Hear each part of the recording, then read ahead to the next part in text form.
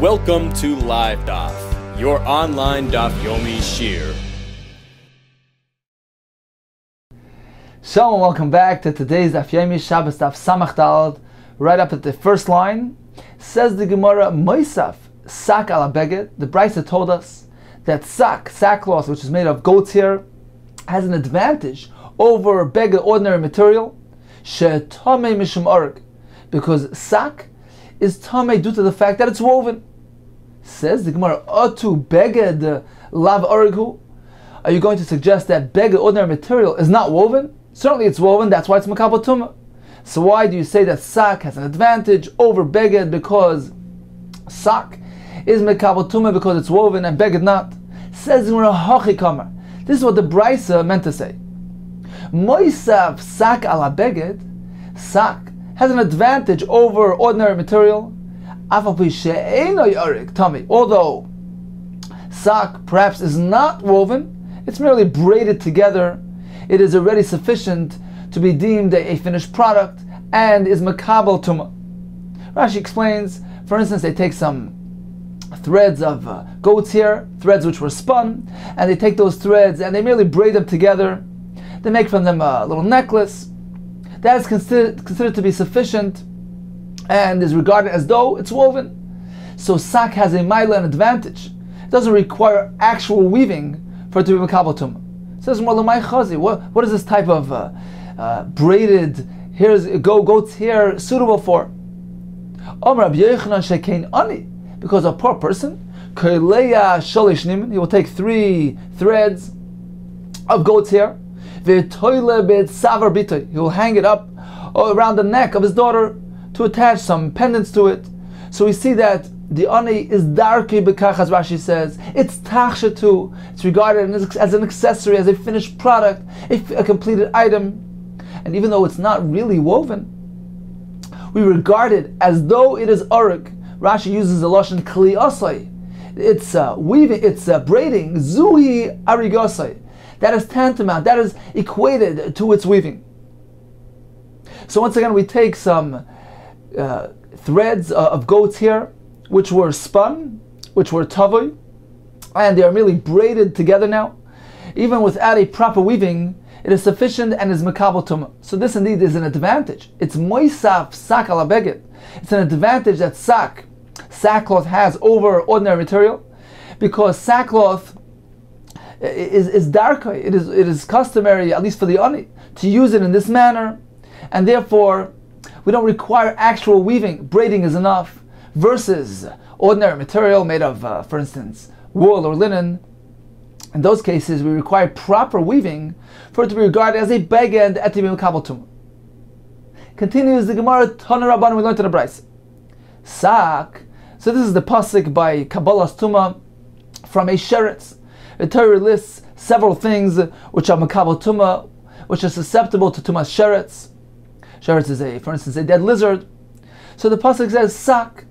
Ein li ela sak. We only see an actual sack.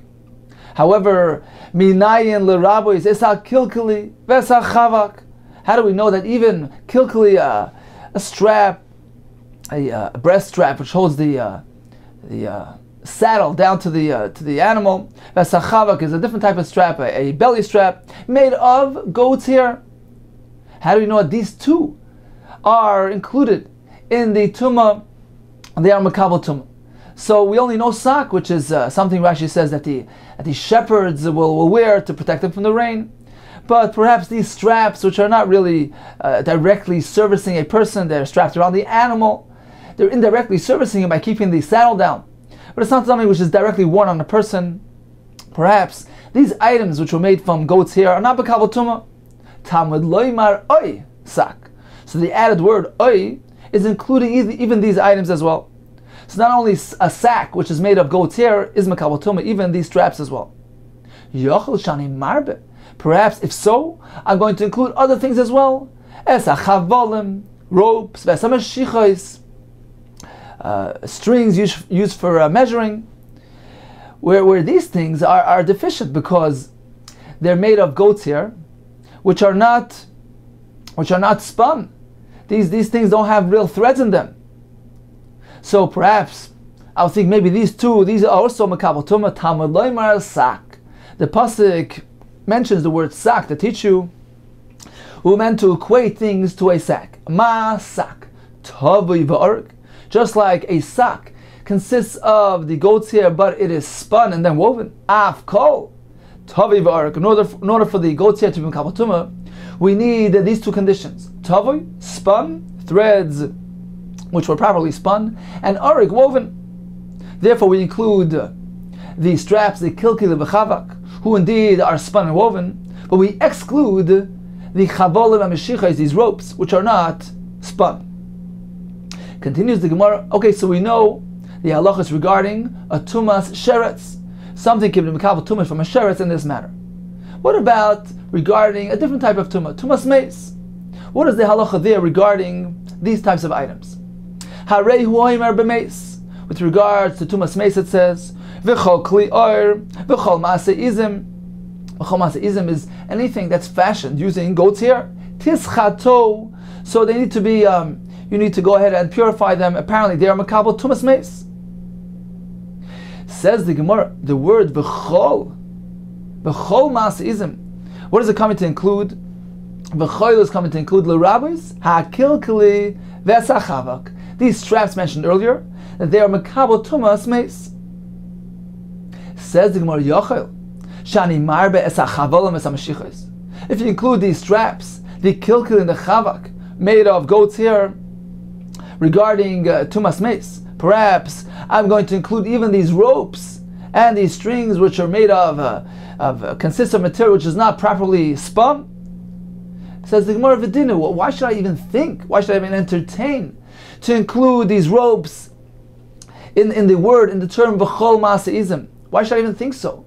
Since we find that by tumas sheretz the Torah excludes them, so we're meant to draw a parallel from sheretz to meis. V'dinu, we're meant to draw a parallel and learn as follows: Timei b'sheretz, v'timei b'meis.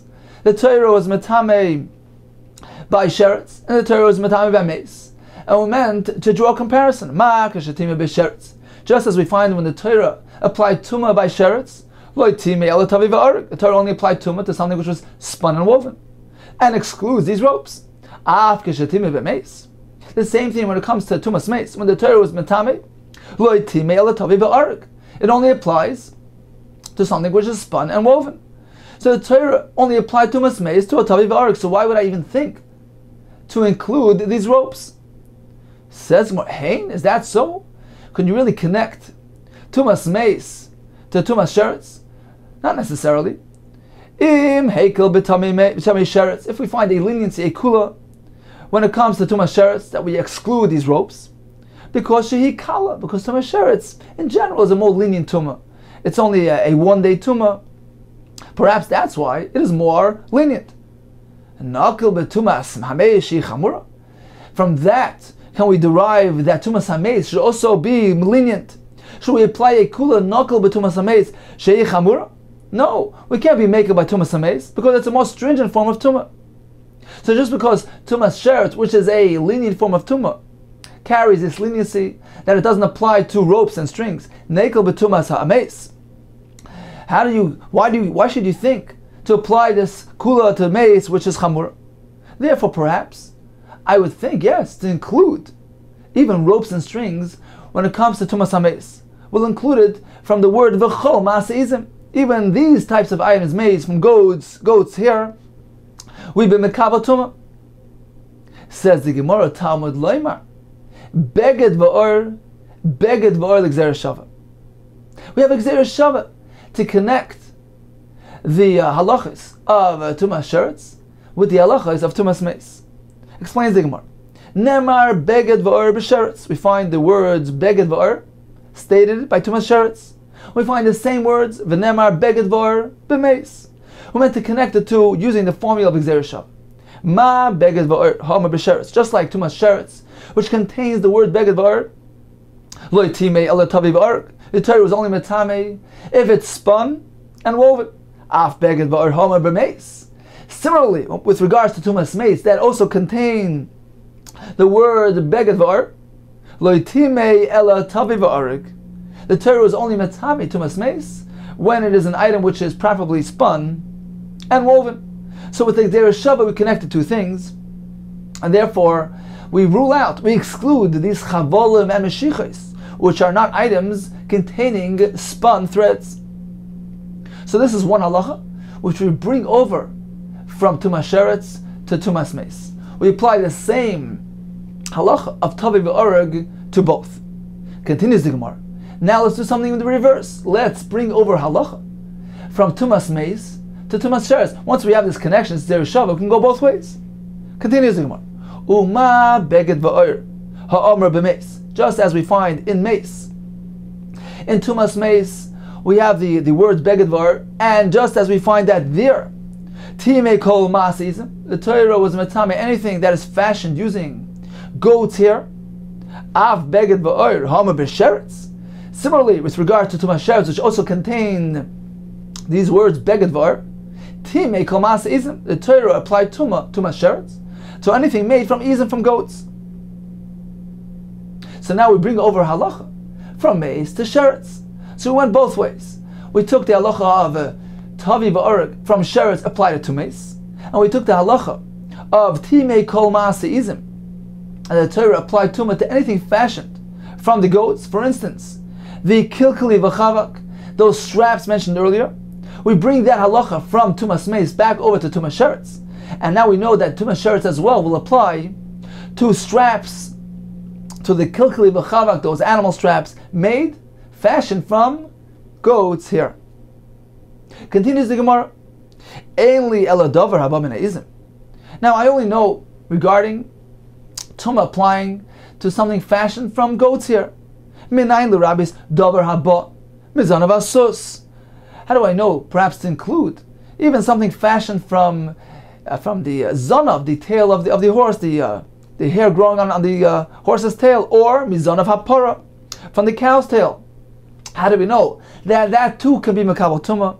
Something fashioned from these here. Talmud loimer oisak. So in the parish of Sheretz, we have the word oisak.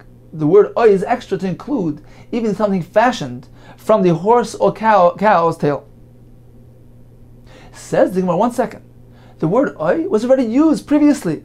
Va'afikte lekilkali v'chavak. You've already previously used that word. The word oy to include these animal straps, the kilkil v'chavak. This was way back in the beginning of the Tana Rabbanan, that the Gemara learned from the word oy that Tumas Sheretz will apply to the kilkli and chavak. So we already used this word for something else. How could you come in and use it for something, for the zanav asus v'apara? Says Hani Mili. That was only mikame delese Gzeira Shava. Before we came up with the Gzeira Shava, to connect Sheretz to Tumas Meis with the words beged v'Or. So before we had that Gzeira Shava in place, we needed a source, a mokar, for Tumas Sheretz applying to these straps of kilkuli v'chavak. We had no source, we had no other source for it. But hashta the asik Gzeira Shava, now that we have the Gzeira Shava, and we learned the halach of the kilkuli v'chavak from Tumas Meis with the Gzeira Shava, and we bring it over, we transfer that halacha over to Sheretz. Now we don't need an independent source by Sheretz to apply Tumah to Kilkil V'Chavak. We already know that from Tumas Meis. Now we have an extra word. Iyatrele. So now we have extra word of Oy from the pasuk of Isaac to include something fashioned from the Zon of Asus V'Apor. Says the Gemara, okay, so we know that Tumas Sheretz will apply to this item as well. Ve'ein li'ela b'Sheretz. This is only by Sheretz. But Tumas Meis minayin. How do we know that this item fashioned from the zonav of the sus and the para can be susceptible to Tumas Meis as well? It says more very simple. Through a connection, through a binyan av. Tumas Meis minayin v'dinu. We're going to derive it as follows. Timei b'meis. We find that the Torah applied the Tumah by Meis. V'timei b'Sheretz. The Torah applied the Tumah by Sheretz. We find a similar type of Tumah by both. They have a lot of similarities, like we mentioned earlier, when it comes to goat's hair, etc. So now we're going to make one more connection and say as follows: if both of them are on equal footing, just as we find that when the Torah applied the Tumas Sheretz, the Torah regarded also Dovar The Torah made and regarded davar haba mizanav asus or mizanav apara. The Torah equated, regarded something which comes from the zanav of the sus or the para, and regarded it, gave it the same halacha as ma'aseizim, as something fashioned from goats here. The Torah was metame both of them equally. So we find that by sheretz, afka shetimah b'meis. Similarly, when the Torah applied tumah by mace, we're going to make the same connection. Asa davar haba mizanav asus or mizanav apara kima'aseizim. There too, we can assume, rightfully assume, that the Torah regarded something which was fashioned from zanav asus and zanav apara, regarded that in the same level and category as kima'aseizim, just like something fashioned from goat's hair, and it also can be makabel tumah, just as goat's hair. So we use this concept of binyan av. We find some similarity. We say, okay, let's connect them all the way. We find that the Torah equates sheretz and mace to some degree, applies tumah in both cases with regards to many of these things, like these goats here. So we're going to go ahead and complete that similarity and say, draw another parallel, that the same halacha that applies by sheretz to be matami the zanav hasus v'hapara will apply to mace as well. Says the Gemara, you can't do that. Hein? Is that a true limud, a true connection? Im hirba b'tumas erev. If we find that the Torah increased tumah by the sheretz, which is classified as a tumas erev, it's a one-day tumah until evening. Perhaps that type of tumah is unique. Shehi meruba, because it's abundant, it's commonly found. It actually brings a whole list of types of tumas, which are all one-day tumas. Sheretz, nevela, shechazera, magazov, etc. So that is a very commonly found, frequently found tumah. Perhaps on account of that, the Torah gave it that added stringency that even something fashioned from a zanav of a sus and a para would be makabel tumah. But how can you draw that parallel over to tumas mace, which is unique, which is something relatively rare? Narbe betumas shiva, shimu etes. Can you go ahead and be marbe, include this type of tumah when it comes to tumas mace, which is tumas shiva, a 7-day tumah. Tumah lasts for 7 days. Shimu etes, it's rare and uncommon relative to the tumas erev. So perhaps tumas sheretz is in a category, in a class on its own. You can't draw a halacha from there to tumas mace. Okay, so back to the kasha. How do we know something fashioned from a zonav of a sus or a para will be susceptible to tumas mace? Talmud loymar. Okay, we're going back to our old zera shava. Beged v'or the gzera shava. We employ the gzera shava with the words beged v'or. Explains the Gemara, nemar beged v'or b'sheretz. These words are found by sheretz. V'nemar, and it says beged v'or b'meis. And we draw that parallel. Ma beged v'or ha'amar b'sheretz. Just as we find tuma sheretz, where the words beged v'or are present, also we find there that the Torah made asa davar haba mizanav azus or mizanav apara. Kimasi, the Torah made, the Torah regarded something which comes from a horse's tail or a cow's tail. Something fashioned from these types of hair, the Torah regarded them in the same category as kimasiism, and they are susceptible to tumas sheretz. Af beged va'or ha'amar b'meis. In similar fashion, the tumas mace, which also has these words beged va'or present, there too we went to apply this halacha and also dover. The Torah made and regarded something which is ba mizanav asus or mizanav apara, fashioned from these materials. Kirmas izim has the halacha of something fashioned from izim and is makabel tumah. So the conclusion here is that the halacha, that something which is fashioned from a zanav of a sus or zanav of a para can be makabel tumah by mace, is learned via the gzera shava from tumas sheretz. Says the Gemara, mufna. Now you must say that this gzera shava is a gzera shava mufna. What does mufna mean? That is the words that are being employed in the gzera shava. For instance, in this case, the words beged va'or. It's free. It's available. It's designated to be used for gzera shava. It doesn't have its own personal purpose and literal meaning. So Rashi explains that when something is mufna, when the words are available and free and designated for the Gzeir Shava specifically, in that case, even if we have a kasha on the Gzeir Shava, we have a pircha, an objection to the Gzeir Shava, we can object to it because these extra words are tantamount to as though the pasuk would have explicitly stated the halacha. We can't object to a ferish pasuk. So Gzeir Shava, which is mufna, doesn't allow for any pirchas, for any refutations. Says more, apparently you must say that this Gzeir Shava that we're dealing with here is a Gzeir Shava mufna. Why? Because otherwise we would have a problem. The ilav mufna, because of these words are needed for their own sake, and we're merely trying to use those same words, which already have a literal meaning, which are meant to be employed literally. We want to use those same words for a Gzeir Shava. You can do that. But if you have a pircha, you're going to be in trouble. The ilav mufna, because if it's not available and not free, ikala mifrach, we can pose an objection here. Why? Malish sheretz, sheikei medame kadosha. You can't just simply learn tumas meis from tumas sheretz. You can't say, well, if sheretz has a halacha, that will apply to meis as well, because sheretz has a specific stringency that meis doesn't have. It is metame kadosha. It can become metame even if it's only a small, minuscule amount, the size of a lentil. Whereas, as opposed, contrast to tumas meis, where you need a kazayas.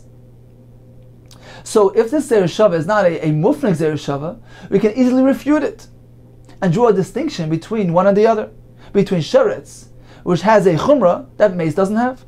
Says more, yes indeed, afnuya mufna, it is available, it is free, and designated to be used for Gzeir Shava. Why? Because these words beged v'ar seem to be superfluous, and therefore they're meant to be used for the Gzeir Shava. Why are they extra? Explains the one. Michti. Let's think. Gzere sheretz iskish shechvazera. We find that the pasuk connects. There's a hekesh between tumas sheretz and shechvazera. Where do we find that connection? T'chsiv ish asher teitzim and shechvazera. So one who shechvazera will be emitted from him. V'samachle. And in the immediate pasuk following that, it says ish asher yiga b'chol sheretz. So the pasuk is referencing tumas sheretz. A person will touch a sheretz. So the Torah connects. We have a hekesh between these two tumas, shechva zera and sheretz. Now, uksiv b'shechva zera, we find in the parsha of shechva zera the words beged v'or, v'chol beged, v'chol or, asher yeh olav shechva zera. A beged or, which will have shechva zera present on it, becomes tameh. So once the Torah already listed, with regard to the tumas shechva zera, listed these two things of beged v'or, there seems to be no need anymore for the Torah to list these two same things by tumas sheretz. We will learn it from shechva zera because both concepts are connected. If so, beged v'or, the kasser rachmana b'sheretz lamli. Why did the Torah need to mention at all the words beged v'or with regards to tumas sheretz? Shema minola fnuye. Apparently, it's coming to be available, to be designated for the Gzeir Shava of the words beged v'or from sheretz to meis, and therefore we can freely learn halachas from one to the other.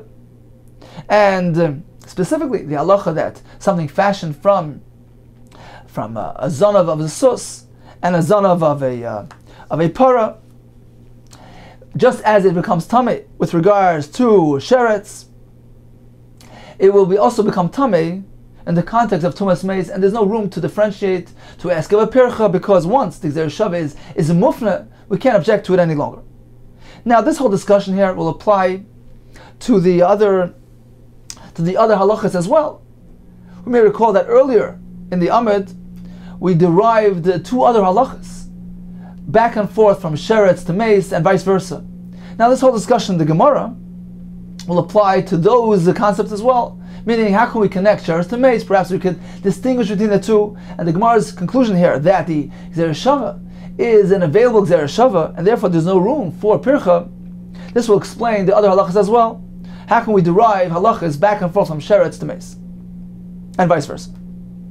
Says Gemara, okay, so we found a mufna here. We found the words beged v'or to be extra, and therefore the Gzeir Shava is a Gzeir mufna. Says the Gemara, one second, v'akati, but even so, mufna mitzad echadu. It's only mufna on one side of the Gzeir Shava. On which side? On the sheretz side. The words beged v'or stated by sheretz are superfluous. But on the other side, we don't have availability. It is not mufna on both sides of Gzeir Shava, meaning the words beged v'or in Tumas Meis don't seem to be extra and superfluous. Says the Gemara, this will work well according to the Shita that says, mufna mitzad echad, we have Gzeir Shava, which is mufna on one side, lemeiden ve'meshivin, we derive, we learn, and we don't object. We can't refute it. So according to this Shita, then we're safe, because our Gzeir Shava is a mufna mitzad echad. However, the opinion that holds that Gzeir Shava, which is merely mufna only on one side, we learn. If we have no pircha, we learn, fine. But if we have a pircha, a refutation, an objection, we object. We challenge the Gzeir Shava. If so, in our case, how are we going to get around that? Because once again, this Gzeir Shava, with the words beged v'or stated by Sheretz, connecting to the words beged v'or stated by Meis, is only mufna mitzad echad. It is only on the Sheretz side where the words are extra, but not on the Meis side. And if so, once we have an objection, we have something to make a distinction between Sheretz and Meis, we won't be able to connect them any longer. Says the Gemara, one sec, the Meis nami, afnuya mufna. The words beged v'or stated by Meis are also extra. Why? Michti. Come, let's see. Meis is gersh l'shivcha zera. Meis is connected. We have a hekesh between Tumas Meis and Shivcha Zera. D'chsiv, v'nageh b'chol tmei nefesh. One will touch somebody that touched the Meis, or ish asher teitzei men Shivcha Zera. Or if it's a person who had a yitzia and a mission of Shivcha Zera. So the pasuk connects it to Tumas. And this is similar to what we mentioned before. When there's a hekesh, we join them together and we learn one from the other. Now, if the Torah says uksiv b'Shivcha Zera v'chol beged v'chol or, if by regarding Shivcha Zera, the Torah mentions beged and or, if so, we draw that over, we apply that over to Tumas Meis as well. That Meis can also apply to beged and or. Tumas Meis, that is. If so, why does the Torah need to mention specifically beged v'or by Meis? It seems to be extra. We already know it from Shivcha Zera. Beged v'or, because Rachmana bil Meis lamali. Why did the Torah need to explicitly state beged v'or with regard to Tumas Meis? Shma min olaf nuye. Apparently, it's also extra, superfluous, and it can be easily and readily applied to our Gzeir Shava, which will now effectively be a Gzeir Shava, which is mufna mishnei atzadim, from both sides of the coin. The words beged v'or are extra, designated specifically to be used for the Gzeir Shava. Whether the words beged v'or by Sheretz, whether the words beged v'or by Meis, they're extra, they're available, ready to be used for Gzeir Shava. If so, it is a full-fledged Gzeir Shava mufna, and one can derive several halachas from one to the other. So in conclusion, we have a Gzeir Shava which is mufna. Why is it mufna? Because Sheretz and Meis are both connected with a hekesh to Shivcha Zera, where it says already beged v'or. Therefore, the words beged v'or stated by Sheretz and Meis seem to be extra and are designated to be used for Gzeir Shava, which now is a completely open, free Gzeir Shava mufna mishnei tzadim, and gives us the opportunity to learn freely from one to the other. What do we learn one from the other? We actually learn three halachas. From Sheretz we learn that we require tavi v'arik, just like a sock is spun and woven. We learn that even something which is fashioned from a zonav of a sus or a para is also included. That is learned from the word oy. From Meis we learn that even these straps, the kilkli v'chavak, which are fashioned from the goat's hair, are also makabel tumah, and we apply all three halachas to Sheretz and to Meis as well. Continues the Gemara. Vanakre ves korban Hashem. So the pasuk is speaking about the Bnei Yisrael who returned from the war with the Midyanim. Hashem commanded them to take nekama, revenge, with the Midyanim, due to the fact that they were machshel Klal Yisrael with the Averis. They presented a pitfall with their daughters. This was as a result of the advice given by Bilam HaRasha. So Hashem told them to exact revenge on Midyanim, and on the way back when they returned, they said as follows: "Vanakriv is korban Hashem. We will makri, brought forth the korban of Hashem." What is the korban that they were offering? Ish Hashem matzah klizav. Anybody that found a klizav, a golden utensil, it's ada, an arm band, arm bracelet. Tzada means a foot bracelet. V'tzamid, an arm bracelet. Tabas, a ring. Ogil v'kumas. What is ogil v'kumas? Amar Lezer. Ogil zetfus shal daden, a cast of the woman's breast. Kumas is a tfus shal beis harechem, of the makam of tashmish. Amar Yes ihachi. Now we understand. Hainu de metargeminon mochach. The targum, the translation on this word of kumas, is the word mochach. What does that mean? Dover hamevi legichach. Something which brings to levity, to laughter, to kalas roish, since it represents the shape of the makam tashmish. Amalei rabba migufei dekra shmamina. The actual wording of the pasuk, the word kumas in Lashon HaKodesh also denotes this shape and this purpose. Kumas is a Rashi Tevis, an acronym of Kan, Makam, Zima. So it stands for these three words. This is the place of Zima, of Avera. So this ornament brings gichach, brings laughter, levity. It is connected with the Makam of Tashmish. So they brought all these items as a carbon to Hashem. Now when Moshe Rabbeinu saw this, the pasuk says, Vayiksef Moshe al Pekudei Yachayil. He expressed anger on the Pekudei Yachayil, on these leaders of the generals of the soldiers, of the battalions. What was the problem? Omar Rav Nachman, Omar Rabba Bravo, Omar Lehen Moshe Yisrael. This is what Moshe told Klal Yisrael. Why are you bringing a carbon? Did you do something wrong? Did you commit an avera? Shema chazartem. Did you revert back to your old averas, your old ways? The averas that happened with the Bnois Moav? Perhaps, did you repeat that mistake with the Bnois of Midian? That's why you're bringing a kapara, a carbon? Amr Loi said, no. There's nobody missing. Nobody, everybody's in the fold of spirituality. Everybody's here. Nobody did an avera. Amr Lahem. If none of us are missing, if so, imkein kapara lama. Why do you need a kapara, an atonement? Amr Loi imidei avera yatzanu.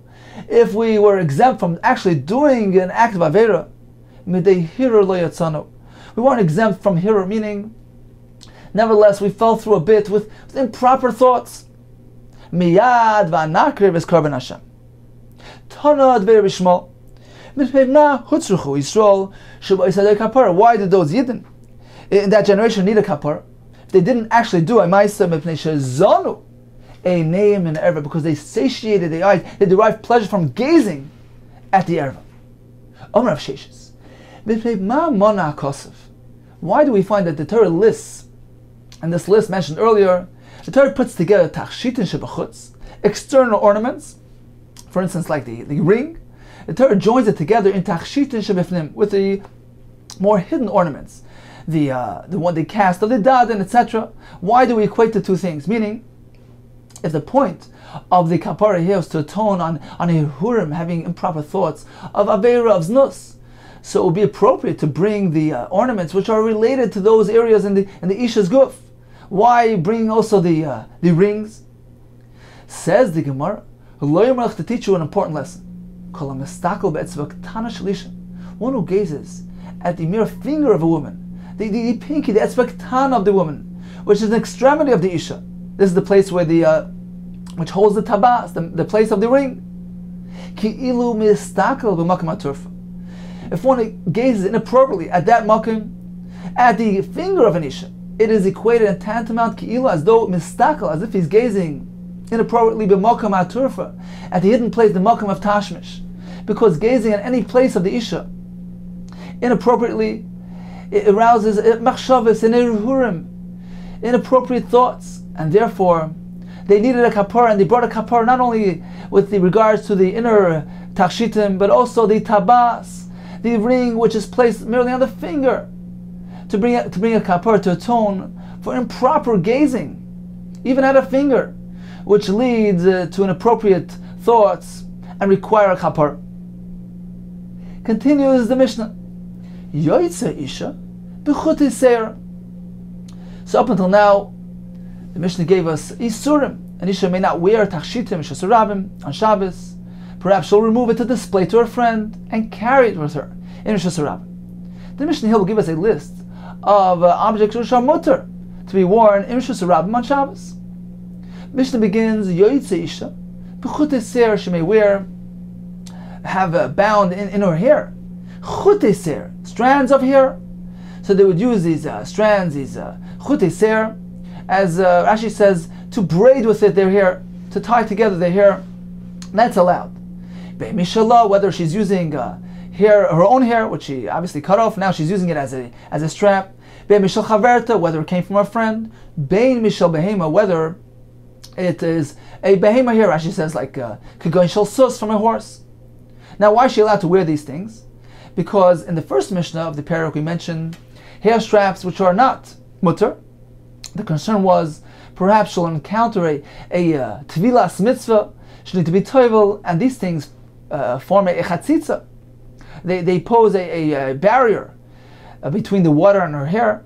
They knot up the hair very tightly. She'll need to loosen them, perhaps she'll remove them and perhaps carry them in Shus Rabbim. However, these chutei seir, these bands made of hair, they don't really get a tight grip around one's hair. Hair on top of hair doesn't really grip properly, and therefore there's no chatzitza concern. So she's allowed to wear these in Shus Rabbim. Continues the Mishnah. What else can she wear? Ubitay tefes, this frontlet, this plate, ornamental plate on her forehead. Ubisarvitin, this ornamental head covering, which dangles down to her cheeks. So these are allowed, provided bizman shein tvurin, when they're tied and connected to the head covering. In which case, there's no concern of removal. She's not going to remove these items. For removal of these items will result in her uncovering her hair, Shus Rabbim. Therefore, there's no concern. The Mishnah continues. She may go b'kavel u'b'pei nachas l'chatzir. She may go out with a kavel, with a woolen cap, or a pei nachas, a wig, into a chatzir. Although she can't wear it in Shus Rabbim, but she can wear it in an enclosed area in a chatzir. The Gemara will explain what this means. What else may she wear in Shus Rabbim? B'moichsha ba'azna, with a wad, with for instance, a piece of cotton embedded in her ear to absorb the wax. Ub'moichsha b'sandalar, a cushion in her sandal for comfort. Ub'moichsha skin in the dasa, a cushion which she's affixed to absorb the dam nida. Now Tosfos explains that the point is not merely to absorb the dam nida, because doing so would not be mutter. We regard it as a maser, as a load. Rather, the purpose here is to prevent the dam from landing on her skin, drying up there, and causing her discomfort. So this may be done on Shabbos. Be'pilpil, she may have a peppercorn in her mouth to dispel an unpleasant odor. Ubegalgal melach, a grain of salt in her mouth to remedy a toothache. Uvechol davar shetite nusachpi, any other type of thing that she puts into her mouth for these types of purposes. Ubelvad, only provided shleititen l'chatchil b'Shabbos. She may not put it l'chatchil on Shabbos, initially on Shabbos in her mouth. She must have it in her mouth from before Shabbos. Why is that? Explains Tosfos. Because perhaps placing it initially on Shabbos gives the appearance as though she's trying to find a way, an eitzah, to carry these things in Shus Rabbim. It appears that she's trying to be mighty these things. Therefore, only if she already has it in her mouth from before Shabbos, that indicates that there's a true need here, and the purpose here is not for eitzah, but rather to address a need. If it falls on a Shabbos, you can put it back. Finally, says the Mishnah, shein teiteves, shein shel zav. So according to one prat in Rashi, it's referring to the same, it's one and the same. Shein teiteves, shein shel zav means a replacement, a gold replacement tooth. May that be one on Shabbos? Rebbe Mater says it's fine. They say you can't do that.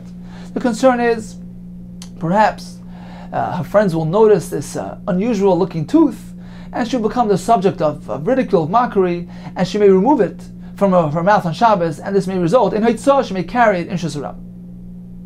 Continues the Gemara, why does the Mishnah need to begin with 3 examples of headbands? It's chutei seir, her own, her friends, the behema. What's the point of all 3 examples? Says the Gemara, yes, there's a chiddush in each one. Di ashmina dida, if the Mishnah would tell us regarding her own hair, mishum de'laimois, a band which consists of her own personal hair, it's not repugnant, not repulsive. There's no concern of her needing to remove it in Rosh Hashanah. Aval chaverta de mois. But using her friend's hair, it's mois, it's repugnant using somebody else's hair. And it looks different, it has different color and texture than her own hair.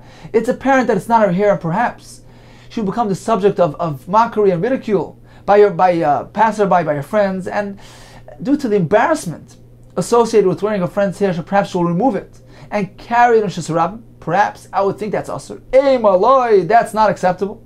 She can't wear this on Shabbos. Therefore, the Mishnah teaches us, yes, that's fine, there's no concern. If the Mishnah will tell us, yes, you can wear your friend's hair, that's because it's human hair. The basminu, it's the same species, the same type, more or less the same type of hair. Avo the behema lar baminu, but the hair coming from an animal, it's a total different variety. Perhaps the disparity of her hair and the behemoth's hair, that discrepancy will be so pronounced, and people will see that she's wearing a band made of animal hair. She'll become the subject of ridicule on account of, due to embarrassment. She might remove it. Maloi, perhaps she can't do that. Tzricha, the Mishnah needs to tell us, yes, it is okay on all three occasions. Continues the Gemara, Tana. We learned in the Brisa. Ubelvad, so a woman may have hair straps, provided that she's not using, a young woman is not using the white hair of an older woman. Ubelvad shlo yiteitze yalda, a young woman who has dark hair, she won't use bishal skena. She can't use straps of an older woman which is white. Uzekena bishal yalda, or elderly woman using hair of a young woman which is dark. Why? Because the disparity in color will be so pronounced, and perhaps she'll be embarrassed and remove it on Shabbos. Says the Gemara, we understand why the Brisa needs to tell us that even a zikena, an older woman, cannot go out wearing hair straps of a young woman which is dark. Although perhaps I may think that it's perfectly fine, because shvachula is considered to be praiseworthy for her. It's something which benefits her. She's wearing younger looking hair, perhaps it makes her look younger. So even so, the Brisa tells us that's not allowed, because the disparity between the different types of hair is so pronounced, and there's a concern that she might remove it on account of shame and embarrassment. So the Brisa needs to tell us this. It's a chiddush. Perhaps I would think otherwise, that it's actually a shvach, it's something complimentary for her. So therefore the Brisa needs to tell us, no, it's asur. Hello, yalda b'shal skena amai gnayula. Why does the Brisa need to tell us a second halach, that a yalda should not go out wearing the hair of a skena, which is white in color? Amai, why does the Brisa need to tell you this? Gnayula, it's pashut, it's self-evident that she can't do that, because wearing an older woman's hair on your head is gnai, disgraceful. It makes you look older, and certainly there's a real concern that she might remove it due to embarrassment. So why does the Brisa need to tell us this? Says more, you're right, it's not really necessary. However, the Tana, since the Brisa begins by telling us Zekena b'shal yalda, a Zekena may not go out wearing the ones from a yalda, and that is indeed a chiddush. So the Brisa concludes with a parallel statement, Tana nami yalda b'shal skena, a young one cannot go out with the older one's hair, even though it's not really necessary. It is more or less self-evident. So in summary, the Mishnah gave us a list of things that an Isha can wear on Shisarabim, on Shabbos. Chutei seir, straps consisting of hair, whether it's her own hair, her friend, or behema. What about mixing and matching ages? The yalda wearing the ones from the skena or the reverse, that is asur. We learned that the teitefes and the sambutin are mutter if they're connected to the head covering. There's no chance of removal. We learned about the moich, this cushion in her ear, in the sandal, or for the nida, that is mutter. Things placed in the mouth for various purposes are mutter, provided that they're from before Shabbos. We learned about the replacement tooth of gold. Went to Rebbe, it's mutter. Went to Chachamim, it is asur. Continues the Gemara. Let's get back to the Mishnah. B'kaval u'b'pei nachris. These things may be worn b'chat lechatzer, to the chatzer. Amara. Kol she'asur Chachamim lotzes boy lishus rabim. All these various accessories, items of jewelry, the Chachamim prohibited an Isha from wearing to Rishus Rabim out in the open, for concern that she might remove it to display to a friend, and may result in Haitzah. Asur lotzes boy lechatzer. She cannot wear it, even going out to the Chatzar, even though in the Chatzar It's a Rishus HaYachid, there's no concern of a malacha, of Eitzah, of carrying. Nevertheless, the Chachamim bound everything together. They applied a broad Isser. Perhaps if she'll become accustomed to wearing it in the Chatzar, she may go out and carry it in the Rishus Rabim as well, wear it in the Rishus Rabim as well, where there's a real concern. Therefore, the Chachamim applied a broad Gzera to a Chatzar just as the Rishus Rabim. Except for two items. Chutz, mikvul u'pei nachris. These things, the kvul, which is the woolen, ornamental woolen cap, and the pei nachris, the wig, that may be worn in a chatzar on Shabbos. The Gemara soon will explain the reason for this. So this is the Shita of Rav. Everything is also to a chatzar except for these things. Rav Anani bar Sosen, mishmei. There is Shmuel, there's a Gersa of Shmuel, Rav Yosi Amar. He says no. HaKol kekavel. Everything is equated to kavel, meaning everything is allowed in the chatzar. The Isser is only Rishus Rabim. There's a concern of a Malacha Veitzah, but in the chatzar everything is mutter. Continues the Gemara. Tananu. Let's take a look at our Mishnah. Bekavel v'pei nachas lechatzar. So only these two items may be worn to the chatzar. B'shlemi l'Rav nicha. So according to Rav, it fits well. Ela l'Rav Ani bar Sasson tells us that all types of accessories are allowed in the chatzar. Kashya. We have a difficulty for now Mishnah. Answers the Gemara. Rav Ani bar Sasson mishmei deman kamerlei. Who is he quoting this halacha from? Is it his own halacha? No. Mishmei de Rishmal Rabbi Yosi. He is stating halacha in the name of Rabbi Shmuel Rabbi Yosi. Now, Rabbi Shmuel Rabbi Yosi, Tana hu Polik. He is a Tana, and he's allowed, he has full privileges to disagree with our Tana in the Mishnah. So in summary, we have two Shitas, two Tanaim. One Tana maintains that everything may be worn into a chatzar. One Tana says no, everything is also even in the chatzar except for kavel and pei nachas. Explains the Gemara, why this difference between kavel and pei nachas and everything else? V'Rav, ma'ishna, hani. According to Rav, why these two singled out? Amar Ula, kelei sheloi tizgana al bala. The Chachamim provided an exemption here. They singled these two out for the purpose of avoiding gnai, that the Isha should not lose her attractiveness towards her husband. So they allowed her to wear some form of adornment, some minimal amount of accessories. Kedesani, as we find this concept related in the following price. The pasuk says regarding Isha who is Tami Nida, Va'adava, the Isha who is Tami Nida, Binidasa. She shall be in a state of Nida. What does this mean? What is this word Binidasa coming to imply? The earlier sages used to say, Shloi Tikchel, she should not apply eye makeup, Shloi Tifkais, nor face makeup, she should not adorn herself with colorful garments. And this is learned from the pasuk Va'adava bin Nidasa. The word Nida means distancing. She meant to distance herself from her husband to the extreme. Don't be attractive to your husband. Avoid adorning yourself completely. So this was the Zikenim Rishonim opinion. Until Akiva came and he taught us as follows. You can't do that. You can't go to that extreme. Imkain, if you follow this custom, this practice, you know what's going to happen? Imkain ato magana al bala. You're going to be megana. She's going to lose her attractiveness to her husband. She's going to lose her chen in the eyes of her husband. Her husband, it can result in her husband divorcing her. So you must not conduct yourself in this manner. A woman should adorn herself even during those days. If so, what does the pasuk mean with this extra word? She must remain in this state of nidas. She must remain in this state until she immerses in a mikveh. The pasuk is simply telling us, don't think once these 7 days of nidas passes, she's already automatically tur without tefillah. No, she remains in the state of tum until she is toivel in the mikveh. So in summary, we learned regarding the tachshitim that Isha wears in Rishus Rabim. All agree it's Asr.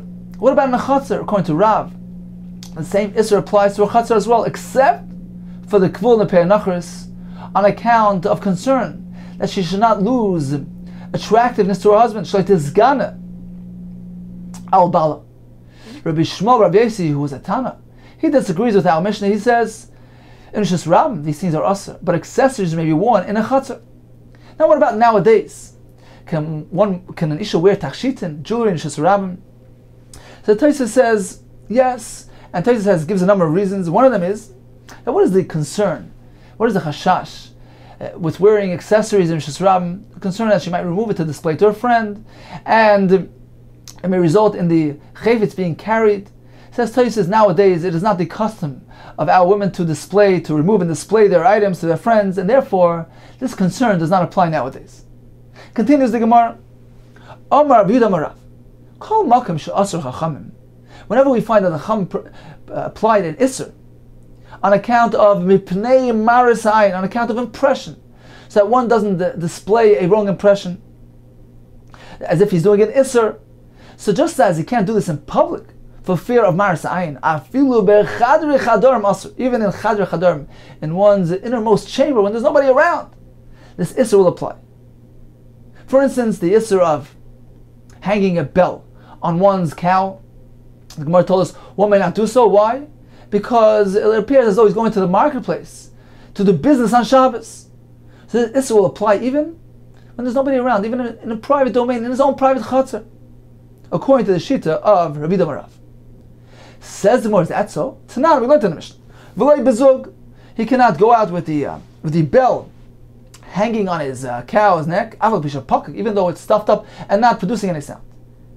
V'tani idach, and we have a brisa which tells us, poikikla zug b'tzavara, one can stuff up the bell hanging on her neck, u'matayli b'chatzar, and walk with it in his chatzar, his courtyard. Apparently, the isser of a bell on account of impression does not apply to a chatzar.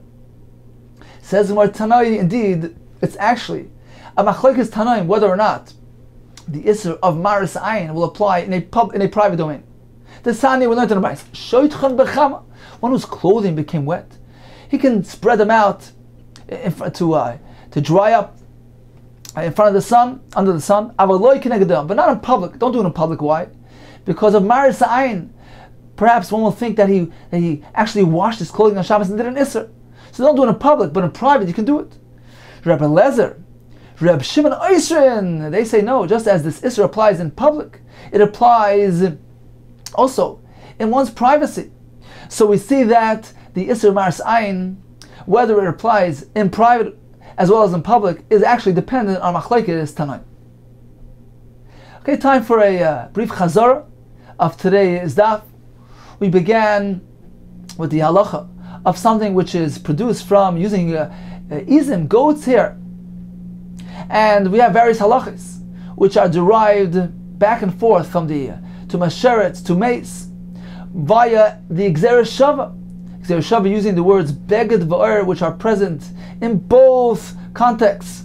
In the parsha of sheretz as well as the parsha of mace, the Gemara concluded that these words beged va'er are available, are free and designated for use for this Gzeres Shava, which ends up being a Gzeres Shava which is mufna mishnei tzadim, free and available from all sides. And therefore, we can easily and freely learn halachas from sheretz to mace and vice versa. What are the halachas that we learn one from the other? So in sheretz, we know that the thing needs to be made from threads which is tavi v'arg, spun and woven, which is dumi the sack, comparable to the sackcloth which is spun and woven. That is a requirement to be in Kabbalah Tumah. We learned that even something fashioned from a zanav, a tail of a sus, a horse or a para, is also Makabal Tumah, and that is learned from the extra word oy, oisak. So the extra oy is marber that. And these two halachas are also applied to Tumas Meis.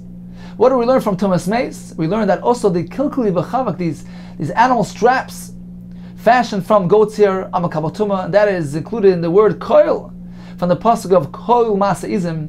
And indeed, all these three halachas will apply equally to Tumas Sheretz and to Tumas Meis. We continued with the halach, with the story of the Bnei Yisrael returning from the war, and they brought a carbon on account of inappropriate thoughts.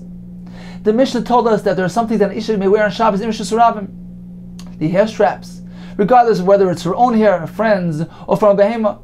But a Yalda may not wear from the Zkena from the Yalda. We learned that something attached to her head covering is okay. The Moich placed in her ear, sandal, or for a Damnida is fine.